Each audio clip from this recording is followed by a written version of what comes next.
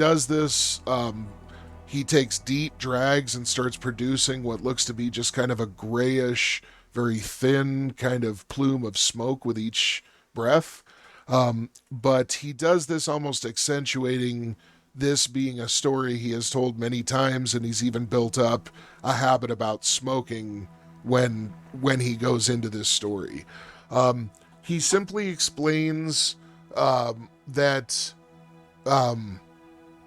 that the merchant of brass is known to deal in the most rare and exotic goods in the megaverse, and that he seems to appear and disappear at random intervals all across some of the most well-established kind of interdimensional markets.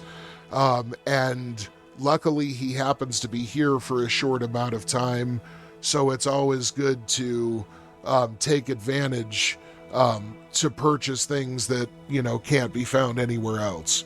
Kind of vague, a little cryptic, but you get the idea that Khan is really kind of a front man, a middleman, that is the one that arranges for a place for the merchant to show up and kind of brokers things for him while he's in this area, if that makes sense.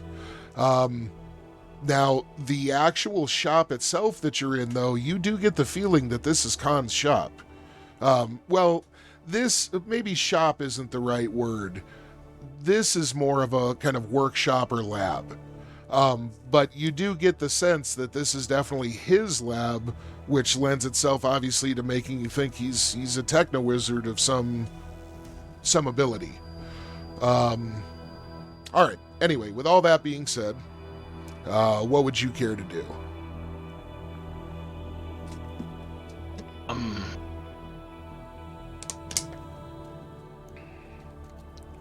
I know my plan was to get back to Ymir at some point, so I don't want to overstay. But I'm also fairly interested in what's happening here, so I'm gonna look around a bit, and am I seeing anything that stands out as techno, like wizardry at all, or is everything here looking pretty I can tell it's a wizardry shop. I'm more on like on his person, or am I seeing any things like in like, I'm guessing that's a case to the right of the picture, which I'm not sure how accurate the picture is of the shop, but are those items looking like they are tinkered with, or they just look like they're just interesting objects? Or actually, most of those look to be some kind of techno wizard batteries. The entire bottom section appears to be some kind of large weapon system. It's all behind glass, but on the bottom it almost looks like a huge oversized like rifle of some kind of techno wizard make that would be made for like power armor or a small robot vehicle or a giant or something. But lots of different components that are obviously TW, and it's made in that kind of exact style that you would expect from a really high-end piece.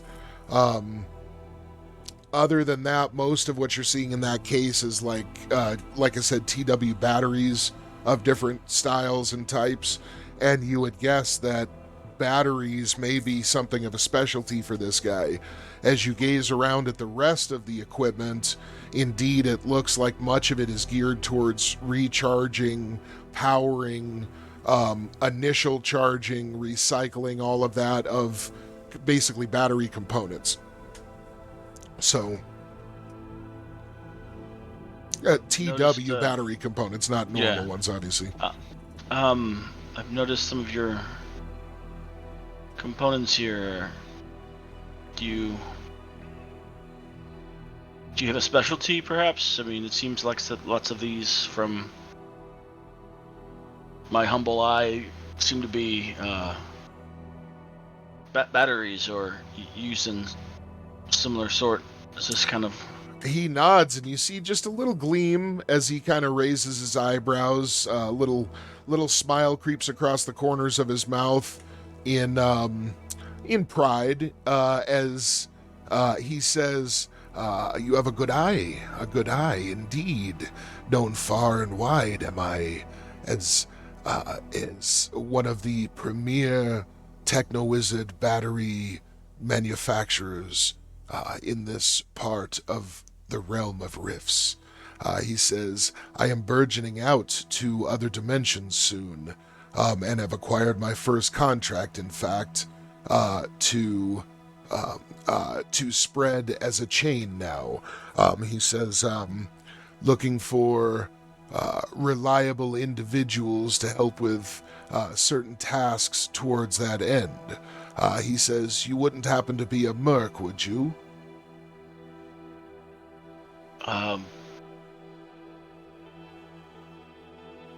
You could, some maybe would say that.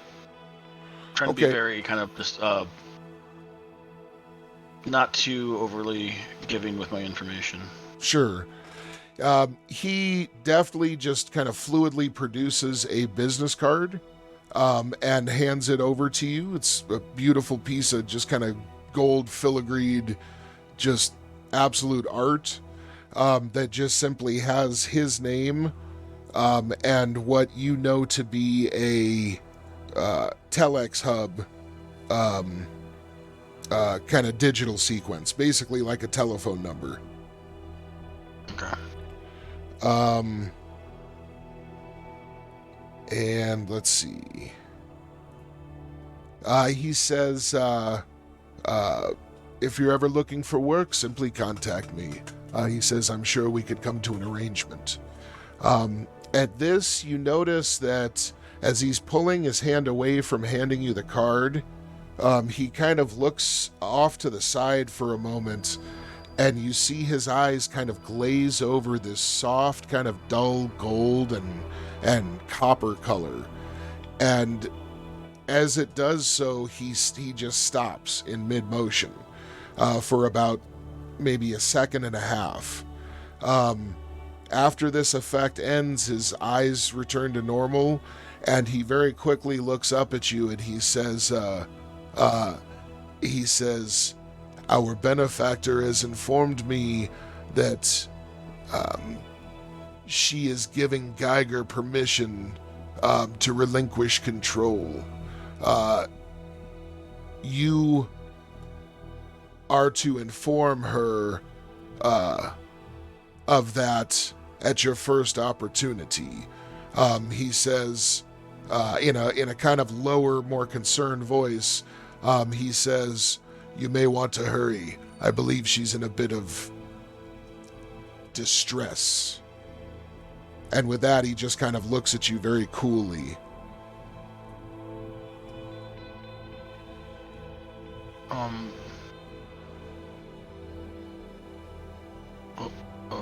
Okay.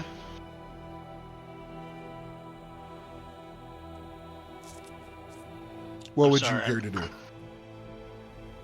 Who is you referring to? Geiger. Think she's in a bit of distress. I'm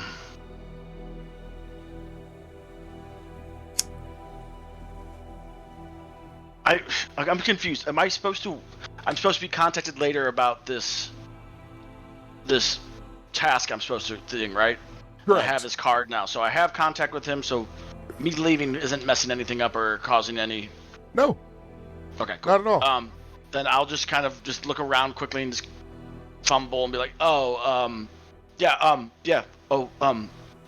thanks, and I'll kind of just awkwardly, kind of like a teenager running up to his room after getting home from school, just awkwardly, just like skipping some steps, maybe trip on one of them and get out of there in a hurried fashion, but also just kind of. I'm hearing the Three's Company theme song for some reason. Anyway, go ahead. Just not fully knowing what's going on, but like, okay, yeah, just All right. kind of doing what he's been told, but just no comprehension of exactly what's happening. Right on. All right, you start heading back Brent's upstairs. Been kind of just in this state, kind of the entire. I mean, he kind of. Sometimes it may look like he's sitting around doing he's thunderstruck. He's probably thinking about something smart right now. He's just like, I have no fucking clue what I've gotten into. That's mostly what he's thinking. So, yeah, very much so. So yeah, so he's taken off to and I guess he would remember from last where did he see while Ymir called out to him, did he see her in his peripheral vision? Like, did he see that she was maybe near him? Did he know to Yes. go? Okay, so then his intention was to be going towards, I guess, the forge that Ymir was near, considering he knew that she was near or with him at least last that he had seen. All right. You start heading up and out of the building, and you quickly make your way back up and basically exit it and start heading across the short distance in the plaza there. It's only taking you, a half a minute to leave the front of the building and get over to where they are. Let's see. You're heading over. Okay. Akama. Let's see. You had been looking around at all of the potions. What would Correct. you like to be doing? I got a few questions I would like to ask. Hit me. So basically, I want to. Well, let me say, I get up from where I am, and I said, "Hey, Bird, I got so many questions to ask you. So many questions to ask you. First off, what is that flower that's being displayed? Like, how so amazing this place is. Like, what is this? What is this? He looks over at it and he actually puts down the little kind of potion vial that he's working on, and kind of wipes his hands on the front of his robe and steps over towards the flower.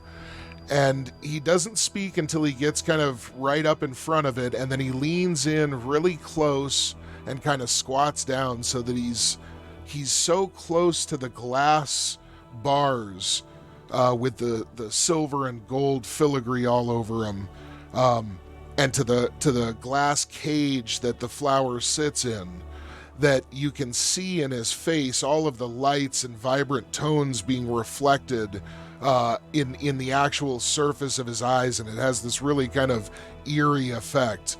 But as he's staring at it, he says, it's creation. He says, it's where we all live. And then he kind of flutters his eyelashes a couple of times, like closes his eyes sporadically, and kind of rights himself and stands up, and he takes a deep, deep breath and kind of steadies himself. Then he looks over to you and he says, my apologies. He says, sometimes I forget how beautiful, and he kind of trails off and is lost in thought for a second. And he looks back over at you and he says, the flower is not for sale. He says, but I do allow weary travelers and those with light and goodness in their heart to experience its beauty if they wish to gaze upon it.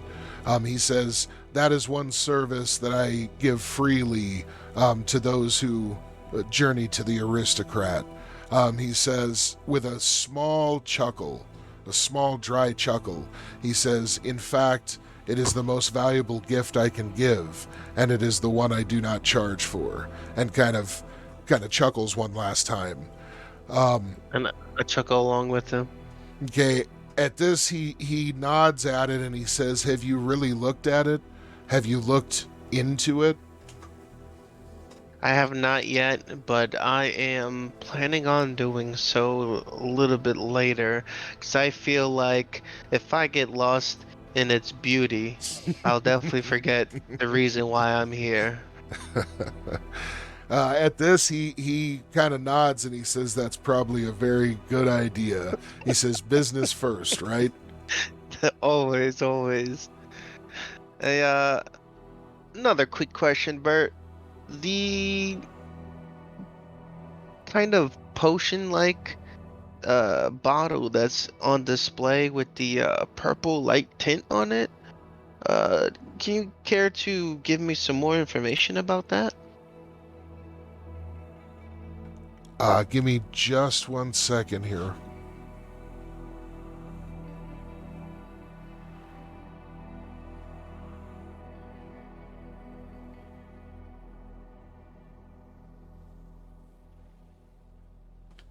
Okay, I am so sorry, guys. Go ahead and hit me one more time with that.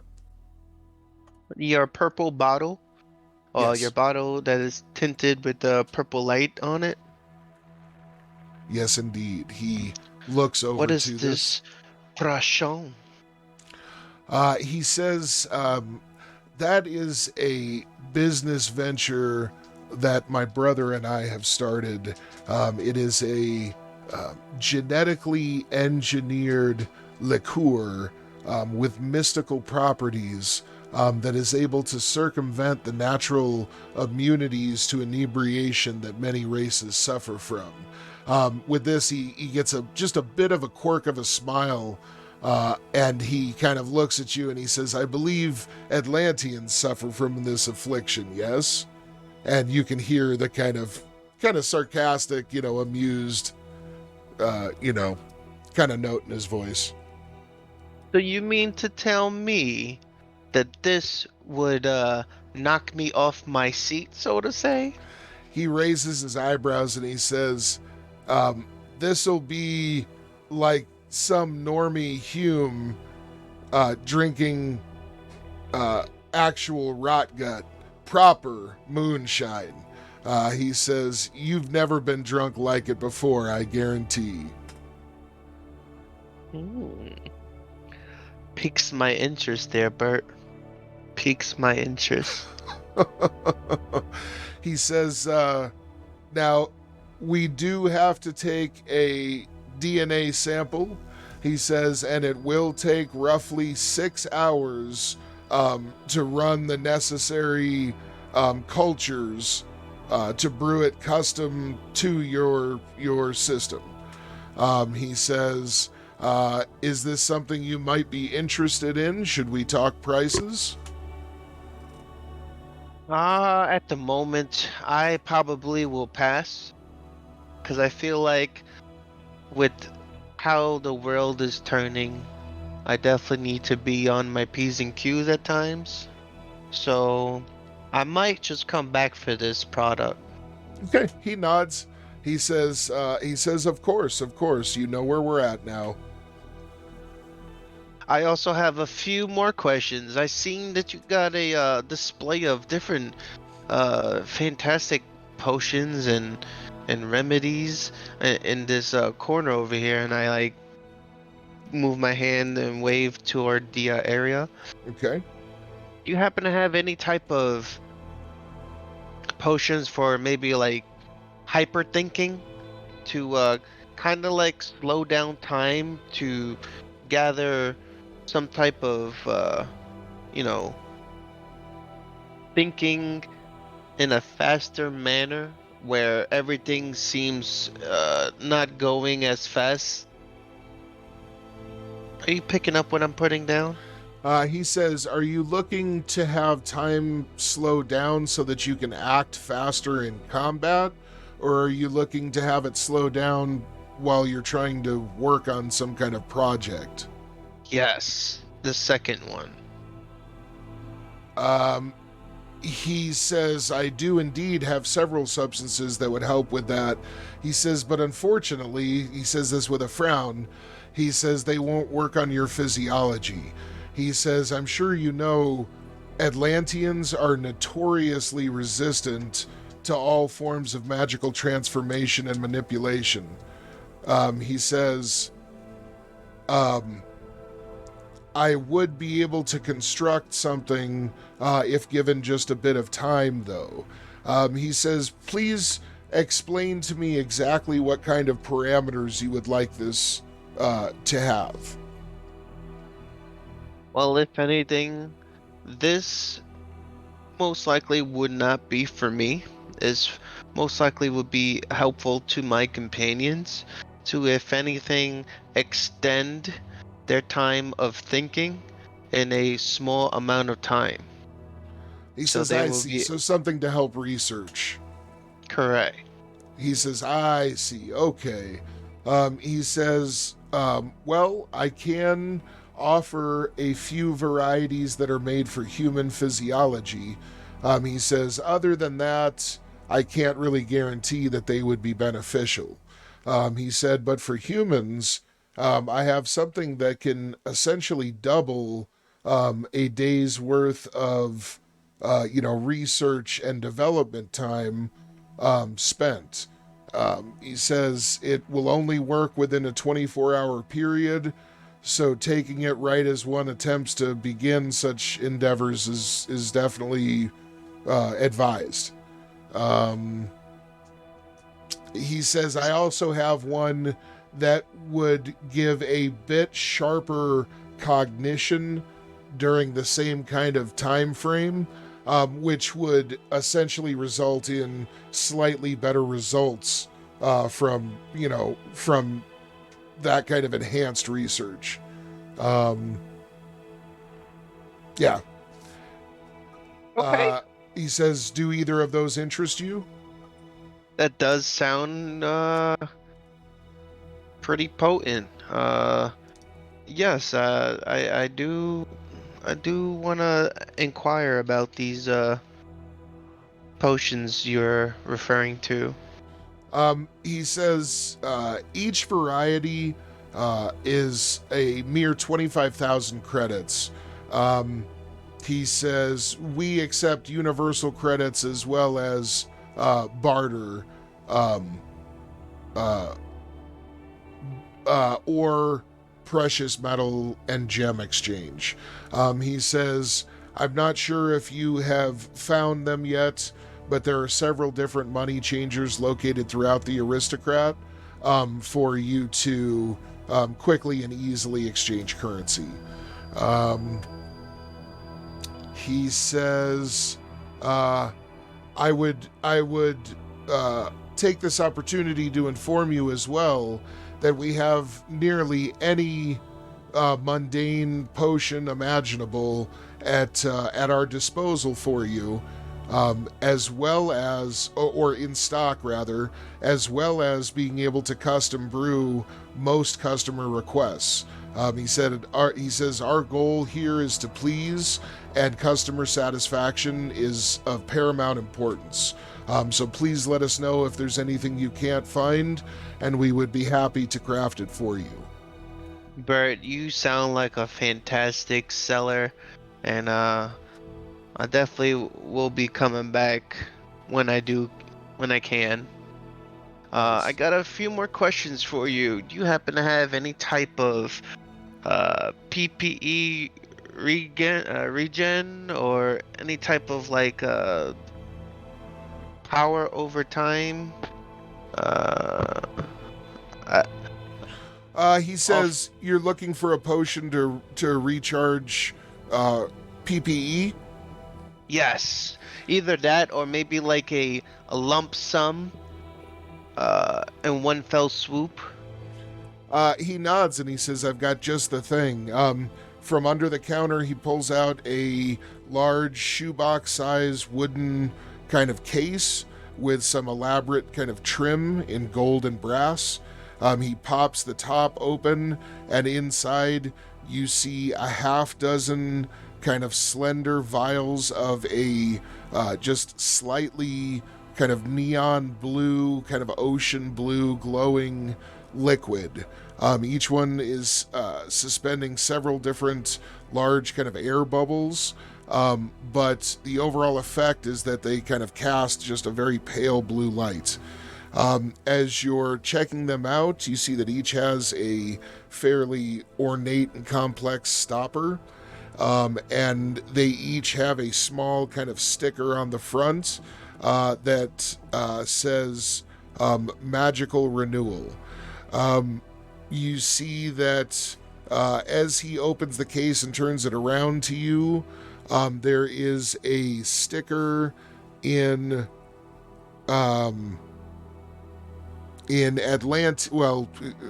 basically Elven, that has the number 12,500 a piece. on it. So you see right there what the price is. He informs you that this would be enough to essentially recharge 4d6 PPE immediately.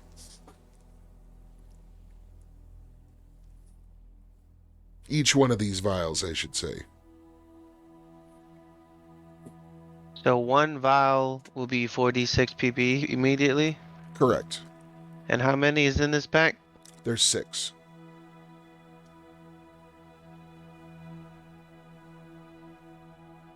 I'll definitely take that. How about this, Mr. Burt? Do you have any type of like potion of sealing that maybe I can throw it on someone, not worthy of our awesomeness, to like hold them for time being, or binding?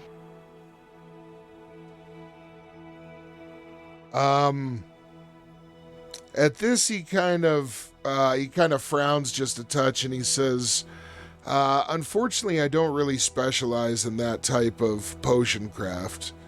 He says often that is associated with rituals, and it's only a rare and very potent potion, often made by gods and demons, that I've known to have those kinds of powers. And then with that, I give him a little chuckle, and I like put my hand on his shoulder and like kind of like laugh a little bit. I hear Okay. that. And last but not least, do you have any type of first aid potions that will assist in a severe situation? He says, "Good Atlantean, again, I must ask, would this be for one with your physiology or for a regular mortal?" Both. He says, "Unfortunately, I do not have anything that would work for one such as you." He says, "But for normal mortals and humans, I do have a wide selection of different potencies of healing potions." He says, "How much healing and how rapidly would you like the potions you look at to do?" As potent as it can be, and as rapid And as at it this, can be. his eyebrows shoot up, and he gets a really almost excited look on his face, and he says, "Indeed, indeed." He moves to the end of one kind of shelf of potions and pulls down 2 large flasks that are about the size of like modern single serving, like the small water bottles. Each one is in a glass, very kind of elaborately kind of etched bottle with another kind of complicated and elaborate stopper. Both are holding a liquid that's a fairly bright red, almost like high C fruit punch kind of red. And you see that this liquid doesn't seem to have any special properties that you can tell. But he tells you that both of these are able to heal 5d6 hit points or SDC, and that they work instantly within just a few seconds. He says, as he sets those on the counter, he turns back around and he reaches up and grabs 4 more that are about half the size of that, and he says, "These," and he turns around and sets them down next to the other 2. He says, "These are regenerative potions that are very useful in prolonged combat." He says, "Once per round, the recipient heals 2d6 hit points or SDC." He says, "But this lasts for 10 rounds." He says, so it's able to slowly continue filling someone's health up even as they take, small amounts of damage. He says very useful in prolonged combat. He says each of these smaller regenerative ones are 20,000. And he says the larger instantaneous are 50,000 each.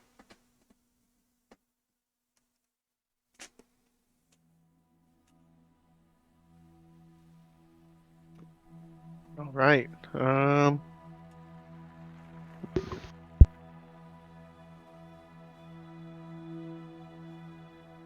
Sounds like a plan. So, if anything, I definitely would like those hyper thinking potions on top of the PPE, and I would want to take both of those. I do have a question there, Bert. Is there any type of side effects with these potions? He says, good sir, he says, that is the beauty of herbs. He says, here we only use the finest ingredients, and though the customer is paying for premium quality, which tends to be a bit more expensive, he says that is exactly what we deliver. He says all of our potions are guaranteed to be side effect free and deliver exact and repeatable results each and every time used. He says if any effects are different from one production run to the next, we make sure that we change our descriptions before the time of sale. And he says we also print the results directly on our facing stickers, so that the customer always knows what to expect. And as you look, you can tell that there is a second sticker on each one of these vials off to the side of the first that indeed has a very small, succinct description of each one. Oh, that's fantastic. Very, very well done. But yeah, I would like to take all those that I said. Can you tell me how much they all are together? He says, yes, give me just a moment. He begins kind of doing some calculations. Let me see. I've got 1 and then 80. So...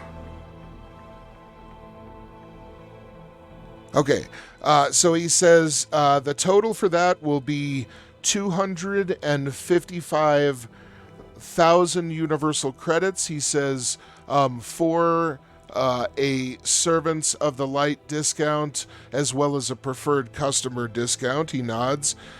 He says I would be able to take 10% off of that price. He says that would be 255. So he says all told, sir, he says I could do 250,000. He says 250,000? Come on, Bert. You know you can help me out. Okay, Even though I'm a first-time buyer, I mean... Okay, at this, his eyes kind of narrow just a little, and he seems to be sizing you up. Do you have any skills that would assist with barter? You do have barter, okay. Mm-hmm. Now, does that have a percentile? I'll give you a second.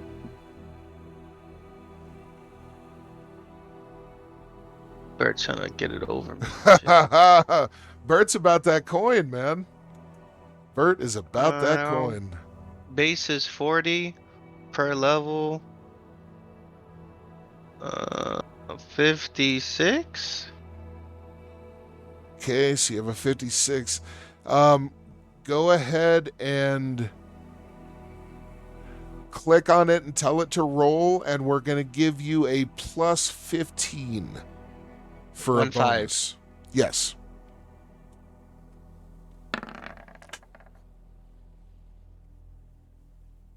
Nice.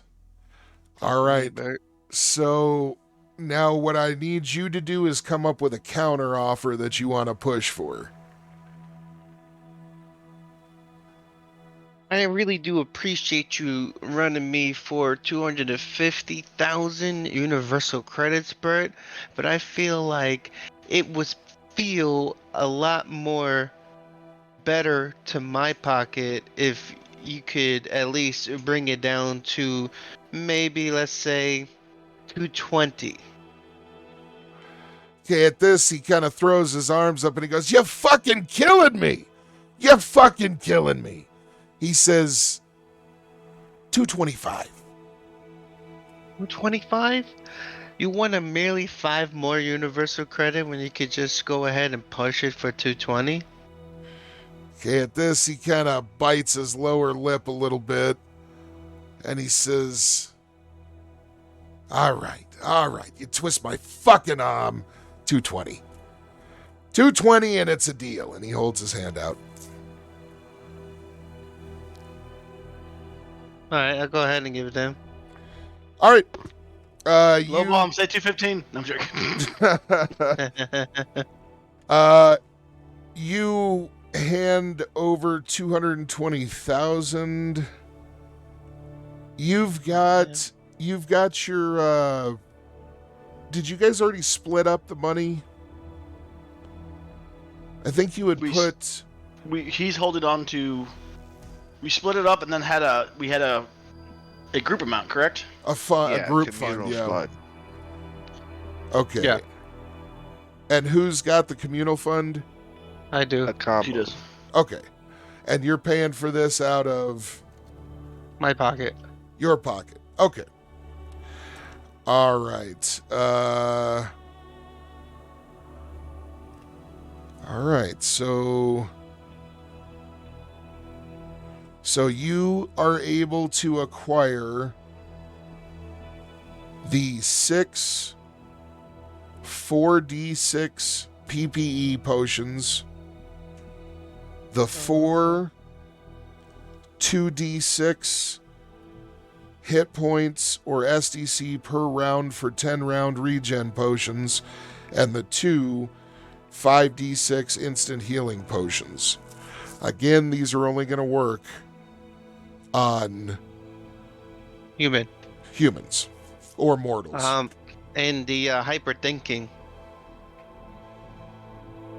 Oh. That's right. And that was for 24 hours. That's right. One was for the research.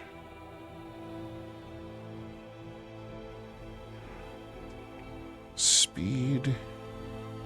And one was for the research success.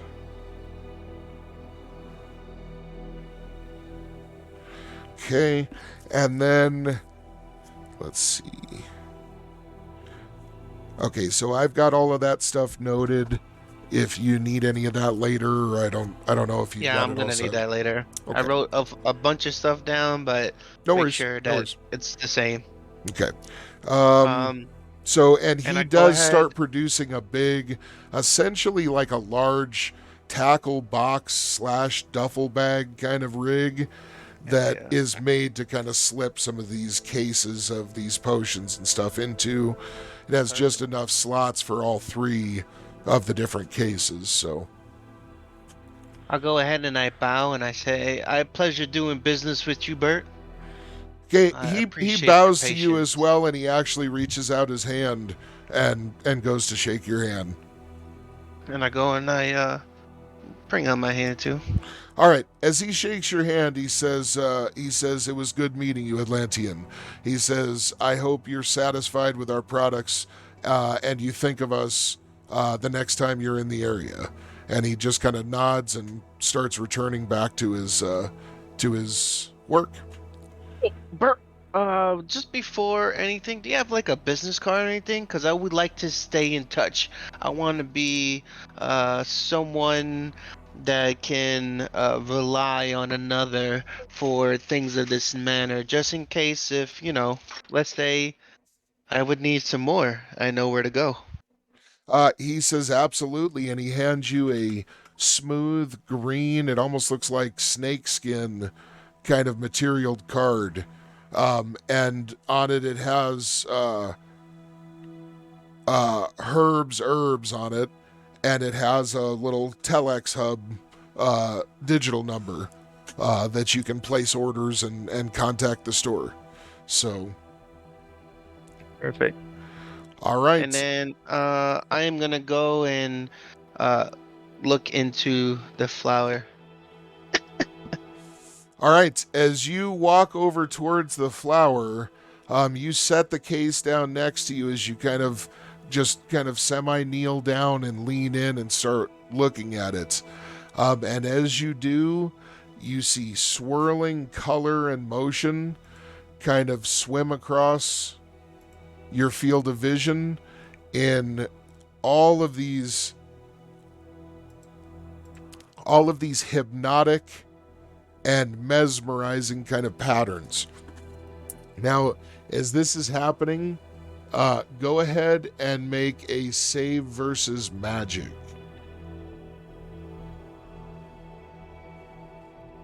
Your guy, I think, has a lot of bonuses for that.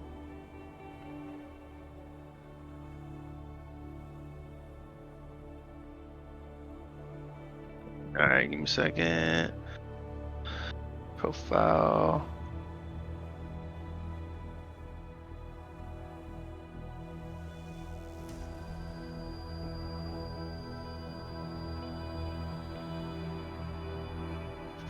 Guessing it's this one.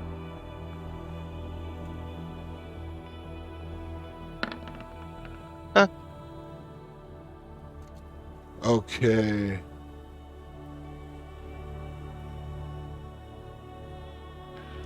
All right.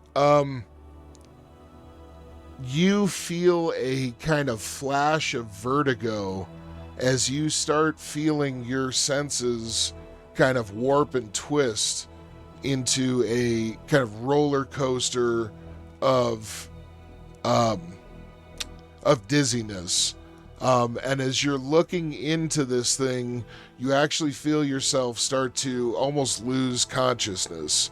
You feel your willpower slipping away, and as you feel yourself losing kind of control, you realize I need to stop and pull away, but it's too late.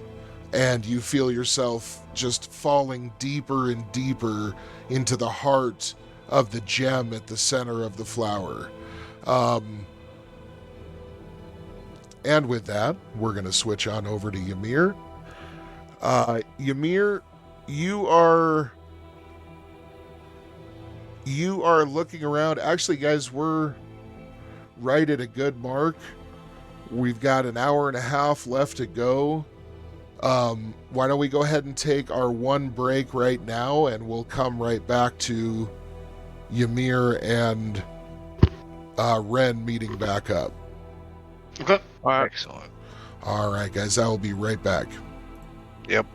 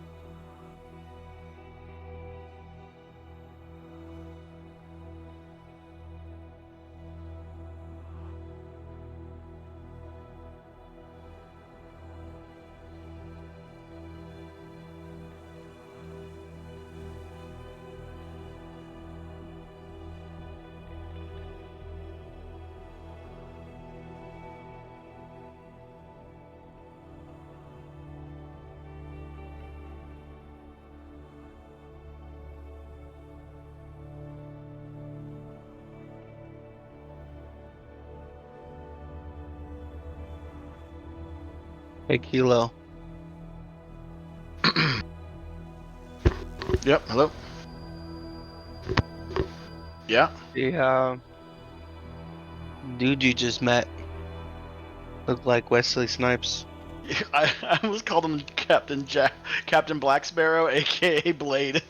No, I got vampire and Brooklyn vibes. I got Eddie Murphy. I was Brooklyn thinking vibes. he had the sunken in cheeks and the strong cheekbones. He looked very Wesley, but then the rest was very. With the Captain Jack, Jamaican yeah. accent though, and if he looked I just got This is my stomach. This is my heart. This is my stomach. This is my heart. You should know the difference.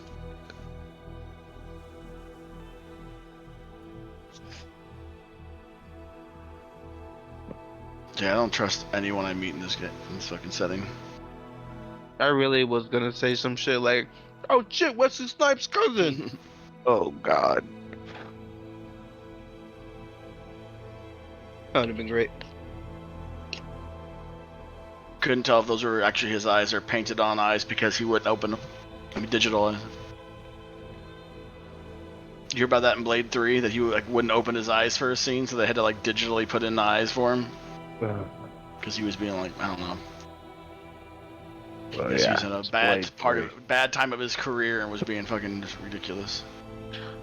Well, they were about to lock him up for tax evasion. That was before the tax evasion shit, yeah. I mean, he was doing that right before he went to jail, right before they locked him up.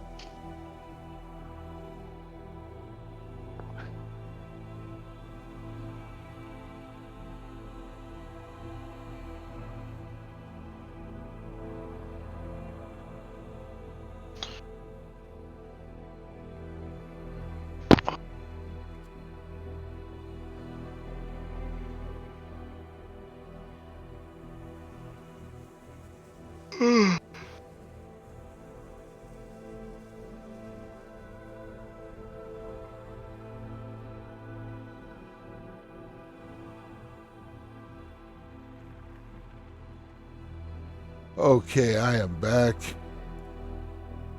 Come back. Everybody here? Indeed. I believe so. Yeah. All right. Okay. All right, so Ymir, as you're waiting for Lars to come out, you're kind of off to the side, sort of near where that forge was, where you found him. And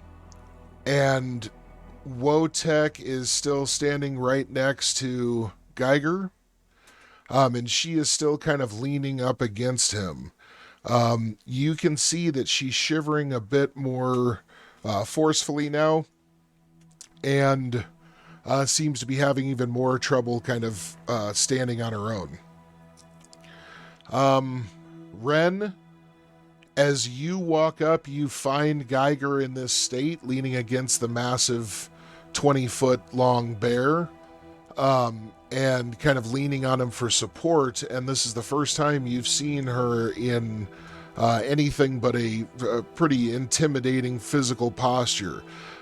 She's usually somebody that looks like she could be very lethal in a heartbeat if she chose to. But in this moment, she's definitely looking like she's having a lot of trouble even just kind of keeping herself upright. As you step forward, she kind of raises her head just a little bit to look up at you, and you notice that, yeah, she just seems completely weak right now. What would you like to do? I'll go up and I'll crouch down to kind of offer my neck for her to put her arm around if she accepts. All right. As you do so, she does, and she kind of stops leaning on Wotek and kind of puts her arm around your shoulder, lets you help kind of support her. You notice two things. Number one, this tarp that she's wearing smells disgusting. Smells like a fucking hobo's been pissing in it for about a decade. Number two, you notice that she herself is shivering bad enough now to where you're actually seeing some of from this up close vantage point, you're able to see some of the plates of her armor actually kind of shivering and sliding against each other in erratic patterns. And you're picking up a sense that this has something to do with her being like around a bunch of people and having some kind of reaction to that.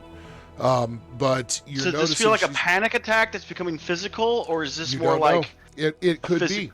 You couldn't rule it out from does your she feel cold perspective. to the does she feel cold to the touch? Like when she's shivering, is it do I get any of this is from temperature, or is it purely from You haven't touched her actual skin, but No, I'm just saying like her component, her exo armor, skeleton, whatever. When I put my head down and she put her arm around me to support her, does it feel like uncomfortably chilly, uncomfortably cold? no, not Okay. really. So I'm not gathering that. Like I'm not going to yell to Ymir, give me like some furs. Like she's not like No, okay. no, you're Okay. yeah, you're guessing this is something perhaps non-physical.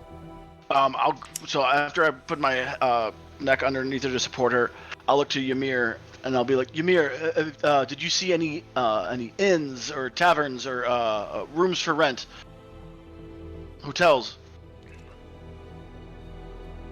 They should be up the road somewhere in the district. Our friend here just, we started to make our way here and she started to have a reaction. If Brother Wotek is concerned, then I am. We need to get her just out of away from here. I don't want to keep up, or I don't want to interrupt your Take Wotek and your ritual, or wherever your she your, needs your to. forge time. But I need to take her. Yes. Take Wotek and wherever she needs to go to calm down. Rejoin me. It will be a few minutes before I start anyway. Make Okay, sure our as companion is strong. As her head is slumped down, you hear her say in a raspy, kind of scattered voice, She must release me.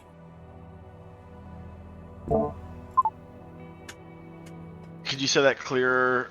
she says she must release me. Okay. And again, a kind of violent burst of shudders kind of go across her frame. I mean, I have an idea of who she's talking about, but I don't know in what way to make that happen. I'll essentially say that. I'll say I know who you're talking about. I know. How can I? While saying this, hopefully walking and talking with Wotek, trying to get to a less crowded area, if need be, somewhere she could lay down if she has to, but also hopefully maybe like a room so she can actually fully relax and not have to. Okay, as you guys are, and Ymir, you wanted to go with, or you're wanting to stay and wait for Lars? No, I'm staying. I gave Wotek and him. He's walking with Wotek. I said, take Wotek and go. So as you guys, he's acting like a support bear, walking beside her like he would with Ymir. Okay, as you guys are heading up the street, then Ren, you do see that there is what looks to be like an inn up ahead that would serve your needs well, and it does look like it doesn't have a whole lot of patrons coming and going right now, if that seems to be a problem. As you're moving up, she says to you, I can't hear her. with all of this noise? And with this, she kind of pulls you a little closer to her and leans on you even more, and you can tell she's shaking on an even more severe level now. I'll say as I'm continuing on, we're getting you to a quiet spot. We're getting you somewhere safe. Okay. All right, go ahead and do a perception check.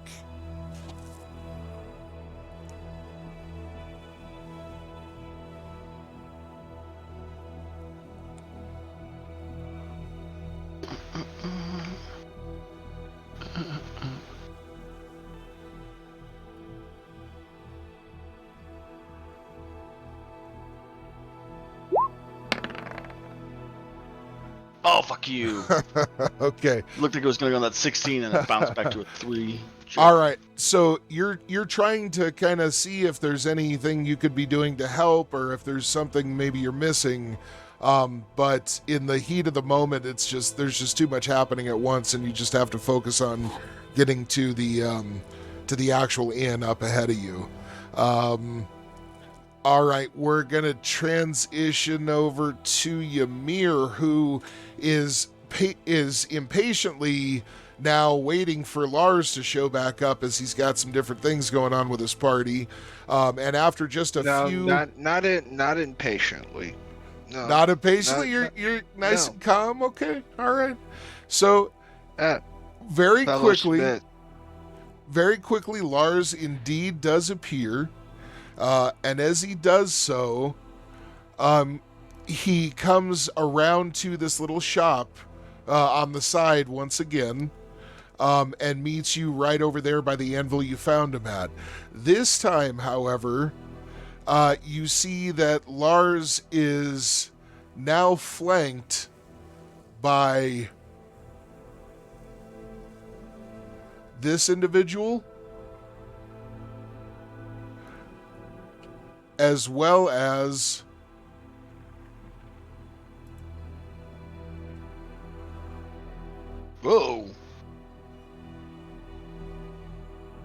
this individual. Now, the first seemed like relatively normal human proportions and physiology. This person, this creature, is obviously some kind of mutation or other form of life. Now, from the proportions, you would guess that he does have some kind of humanoid DNA, and from the hooves, the cloven hooves, you would guess that he might even be